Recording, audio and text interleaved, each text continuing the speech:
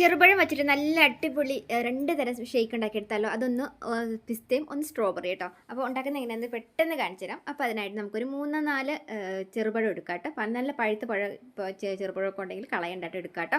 അപ്പോൾ അതിനകത്തേക്ക് നമുക്ക് കുറച്ച് ഐസ് ക്യൂബ്സ് ഇട്ട് കൊടുക്കാം. പിന്നെ നല്ല തണുത്ത പാൽ കേട്ടോ.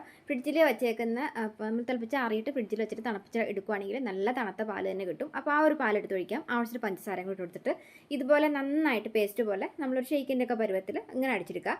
ഇനി നമുക്ക് 2 തരം വെല്ല വേണ്ടേ. അപ്പോൾ നമുക്ക് പിസ്ത ഉണ്ടാക്കിയെടുക്കാം. അപ്പോൾ പിസ്തയ്ക്കായിട്ട് നമുക്ക് പിസ്തയുടെ ഏലാച്ചിയുടെ എസൻസ് നമുക്ക് ബേക്കറി ഷോപ്പുകൾ വാങ്ങാൻ കിട്ടും. അതൊരു 2 തുള്ളി നമ്മൾ അടിച്ചെടുത്തേക്കുന്ന പഴത്തിൻ്റെ അതിലേക്ക് നമുക്ക് ഇട്ടിട്ട് അടിച്ചെടുക്കാം.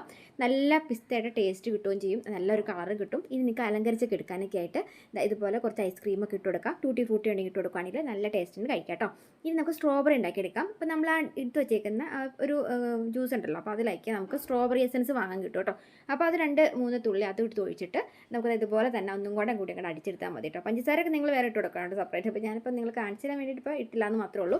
അപ്പോൾ നല്ലൊരു ടേസ്റ്റ് ആണ്. നമ്മൾ ആ സ്ട്രോബെറി ഐസ്ക്രീം ഒക്കെ കഴിക്കത്തില്ലേ, അതിൻ്റെ അതേ ഫ്ലേവറാണ്. അപ്പോൾ നമുക്ക് ഇതുപോലെ നല്ല ഉച്ച ടൈമിലൊക്കെ ഇതുപോലെ ഒരു കുറച്ച് ഗ്ലാസ്സിലേക്ക് എടുത്ത് ഒഴിച്ചിട്ട് വേണമെങ്കിൽ ഒരു പങ്ങിക്കൊക്കെ കിട്ടാനായി വേണമെങ്കിൽ ടേസ്റ്റ് ഒക്കെ കുറച്ച് കൂടുതൽ വേണമെന്നുണ്ടെങ്കിൽ ഇത്ര ഐസ്ക്രീമും കുറച്ച് കാഷ്യൂ നട്ട്സും ടൂട്ടി ഫ്രൂട്ടൊക്കെ ഇട്ട് എടുക്കുകയാണെങ്കിൽ ഉണ്ടല്ലോ നല്ല ടേസ്റ്റാണ്. വിരുന്നുകാർ വരുമ്പോൾ കൊടുക്കാം, നമുക്ക് കഴിക്കാം.